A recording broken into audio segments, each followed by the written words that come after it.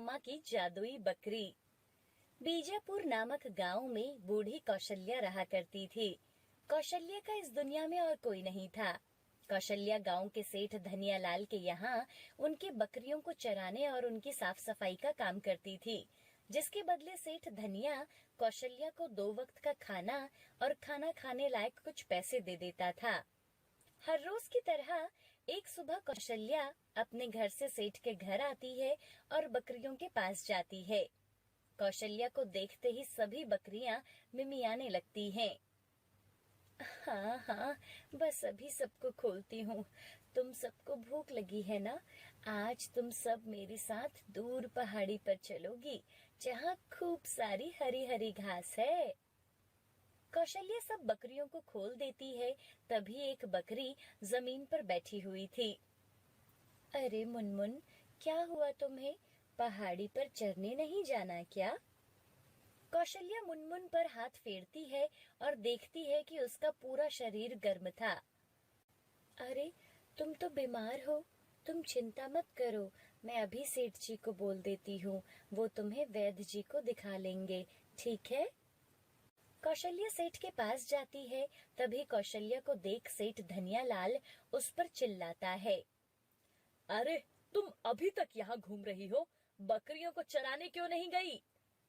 सेठ जी, वो मैं बस जा ही रही थी। वो बकरी मुनमुन है ना, उसकी तबीयत ठीक नहीं है, पूरा शरीर बुखार से तप रहा है। आप एक बार उसे वैद्य जी को दिखा लीजिए। हाँ हाँ ठीक है, तू मुझे मत बता कि मुझे क्या करना है। तू जा अपना काम कर। कौशल्या बाकी बकरियों को लेकर पहाड़ी पर जाती है, जहाँ हरी हरी घास थी। सब बकरियां घास खाने लगी, लेकिन कौशल्या को मुनमुन की चिंता सता रही थी। सुबह से शाम हो जाती है, लेकिन अभी तक सेठ ने वैद्य जी को नहीं बुलाया था। तभी कौशल्या बकरियों को लेकर सेठ के घर पहुंचती है, तो सेठ एक आदमी से बात कर रहा था। अरे, ये बकरी अभी बूढ़ी हो गई है और दूध भी नहीं देती। मैं नहीं चाहता कि मैं वैद्य को बुलाकर इस पर खर्चा करूं। तू ऐसा कर, सुबह ही एक कसाई को मेरे पास भेज दे, जो इसे ले जाए, नहीं तो यहाँ पड़े पड़े ये साथ में दूसरी बकरियों को भी बीमार कर देगी। ठीक है सेठ जी, मैं आज ही कसाई से बात करता हूँ, वो सुबह ही आ जाएगा। ये सब कौशल्या सुनती है तो उसे मुनमुन के लिए बहुत बुरा लगता है। मुनमुन बकरी भी कौशल्या को देखकर मिमियाने लगती है, मानो वो अपने आप को बचाने की गुहार लगा रही हो। कौशल्या घर जाती है, लेकिन आज वो बहुत परेशान थी। मुझे मुनमुन को कैसे भी करके बचाना ही होगा, नहीं तो कल सुबह कसाई उसे ले जाकर मार देगा। अगली सुबह कौशल्या सुबह सुबह उठती है और सेठ के घर जाती है और सेठ से प्रार्थना करती है। सेठ जी, वो बीमार बकरी आप मुझे दे दीजिए। मेरे पास पैसे तो नहीं है, लेकिन अगले 6 महीने तक मैं आपका सारा काम बिना किसी पैसे के करूंगी। सेठ मन ही मन सोचने लगता है, अगर इस बीमार बकरी के बदले ये बुढ़िया 6 महीने तक मेरा मुफ्त में काम करेगी, तब तो मेरा बहुत फायदा होगा। हाँ, वैसे भी इस बीमार बकरी का कसाई भी मुझे क्या ही पैसा देगा। सुन, ठीक है, ले जा इसे, लेकिन याद रखना, अब 6 महीने तक तुम्हें कोई पैसा नहीं मिलेगा। ठीक है सेठ जी। कौशल्या मुनमुन को अपने घर ले जाती है और उसे खाने के लिए कुछ पत्ते डालती है और वैद्य जी से बकरी के लिए कुछ दवाई भी लेती है और उसे मुनमुन को खाने को देती है। मुनमुन, तू अभी यहाँ बैठकर आराम कर, मुझे सेठ की बकरियों को चराने के लिए ले जाना है, फिर कल से तू भी मेरे साथ चल सकती है, ठीक है? अब कौशल्या सेठ की बकरियों को चराने ले जाती है और शाम को घर आती है।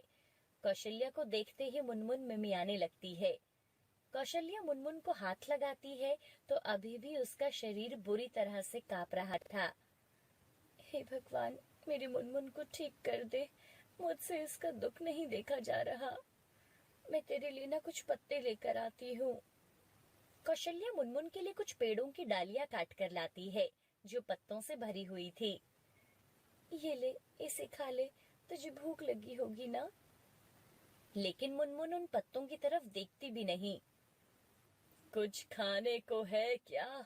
बहुत भूख लगी है। हाँ बाबा, आप बैठिए, मैं कुछ लाती हूँ। कौशल्या सुबह का बचा हुआ खाना उस बाबा को दे देती है। बाबा, मेरे पास आज यही है, सुबह का खाना, आप यही खा लीजिए। बाबा वो खाना खाने लगता है और कुछ देर के बाद, आपका बहुत बहुत धन्यवाद, आपने इस भूखे को खाना खिलाया है। कौशल्या उसे कोई जवाब नहीं देती क्योंकि उसका पूरा ध्यान अपनी बकरी मुनमुन पर था। क्या हुआ, आप कुछ चिंतित लग रही हो? क्या बताऊं बाबा, ये मेरी मुनमुन बीमार हो गई है। वैद्य से दवाई भी ली लेकिन कोई फर्क नहीं पड़ा। कुछ समझ नहीं आ रहा कि क्या करूं। आप चिंता मत करो, आपकी बकरी बिल्कुल ठीक हो जाएगी। बाबा उस बकरी के सर पर हाथ फेरता है और वहां से चला जाता है। कुछ ही देर में मुनमुन वहां रखी डालियों से पत्ते खाने लगती है। ये देखकर कौशल्या को थोड़ी राहत आ जाती है। खा ले, अब तो ठीक है ना? कौशल्या बकरी को हाथ लगाकर देखती है तो अब उसको बुखार नहीं था। बुखार तो उतर गया, शुक्र है भगवान। कौशल्या अंदर जाती है और अपने बर्तन देखती है तो उसको खाने के लिए कुछ नहीं था, बस एक सूखी रोटी बची थी। कौशल्या उस सूखी रोटी को अचार और पानी के साथ खा लेती है और सो जाती है।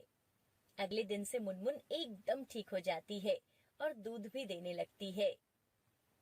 अरे, इतने दूध का मैं क्या करूंगी? ऐसा करती हूँ, कुछ दुकान पर बेच दिया करूंगी, कम से कम 2 वक्त के लिए खाने के लिए कुछ पैसे ही मिल जाएंगे। अब कौशल्या बकरी का दूध निकालती है और कुछ बाजार में बेच आती थी और फिर सेठ की बकरियों को चराने जंगल ले जाती है। ऐसे ही समय बीतता गया। एक दिन, अरे क्यों कौशल्या, जो तू बूढ़ी बकरी लेकर गई थी वो अभी भी जिंदा है या निकल गई? शुभ शुभ कहो सेठ जी, मेरी मुनमुन तो अब एकदम चुस्त और दुरुस्त हो गई है और दूध भी देती है। उसी के दूध से ही तो मेरा घर चल रहा है। क्या? ठीक है, जा अब अपना काम कर। सेठ गुस्से से वहां से चला जाता है। अरे मैंने इस बुढ़िया को अपनी बकरी बेचकर गलती कर दी, लेकिन अब मुझे अपनी बकरी वापस चाहिए। वो मेरी बकरी है, फिर ये बुढ़िया उससे कैसे मुनाफा कमा सकती है? उस पर तो सिर्फ मेरा हक है। शाम को जब कौशल्या काम खत्म करके अपने घर आने लगती है तो सेठ उससे बोलता है, अरे देख कौशल्या, मुझे मेरी बकरी वापस चाहिए। क्या, आपकी बकरी? लेकिन सेठ जी, वो तो मैंने आपसे 4 महीने पहले ही ले ली थी, अब मैं उसको आपको नहीं दे सकती।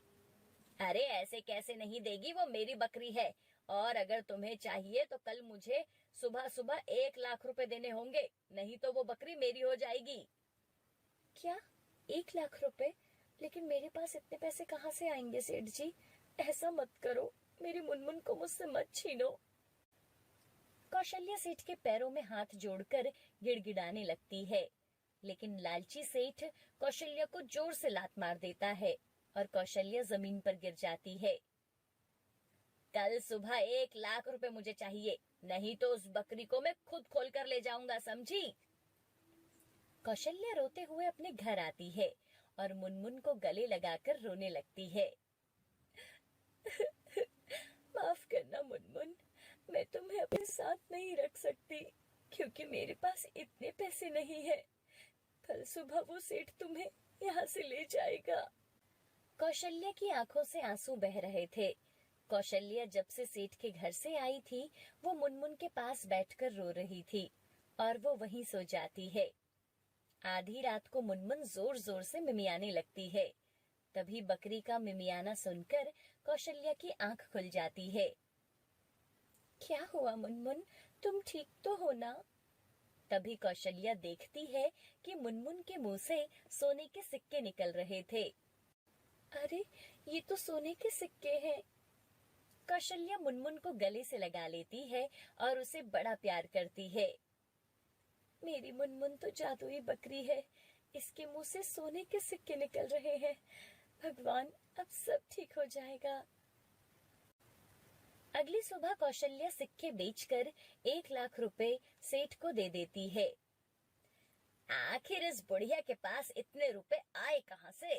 लगता है उस बकरी का दूध बेच बेच कर ये बुढ़िया बहुत अमीर हो गई है। मुझे इसका कुछ करना होगा। दूसरी तरफ ये बात पूरे गांव में आग की तरह फैल जाती है कि बूढ़ी कौशल्या ने सेठ के 1 लाख रुपए चुका दिए। अरे जब से कौशल्या ने उस बकरी को अपने पास रखा है वो बहुत ही खुशहाल जिंदगी जी रही है। सुना है उसके पास अब पैसों की कोई कमी नहीं है। वो बकरी नहीं बल्कि धन का खजाना है। सही कह रहे हो भाई, तभी तो सेठ के 1 लाख रुपए चुका दिए। लोगों की बातें सेठ के कानों तक भी पहुंचती है। उसी रात जब सब अपने घरों में सोए हुए थे तो सेठ कौशल्या के घर जाता है और उस बकरी को खोलता है। ये बकरी अब मेरी है, इसे मुझसे कोई नहीं ले सकता, चलो मेरे साथ। तभी बकरी जोर जोर से मिमियाने लगती है। बकरी की आवाज सुनकर कौशल्या वहां आती है और देखती है कि सेठ बकरी को अपने साथ ले जा रहा है।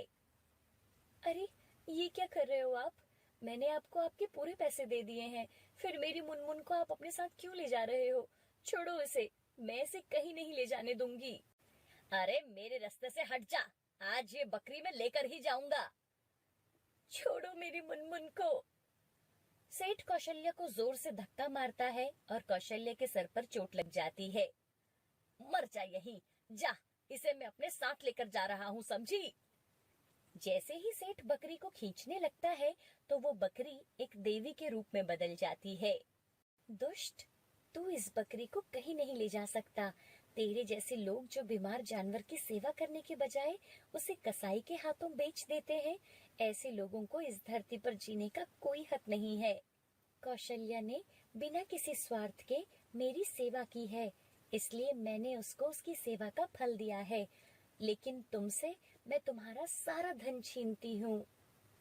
इतना कहते ही सेठ बहुत गरीब बन जाता है और वो देवी वहां से अंतर्ध्यान हो जाती है और गरीब धनिया भिखारी बनके अपने घर जाता है, जहां वो देखता है कि उसका घर टूटा फूटा हो चुका था और तिजोरी से सब गहने और पैसे गायब हो चुके थे।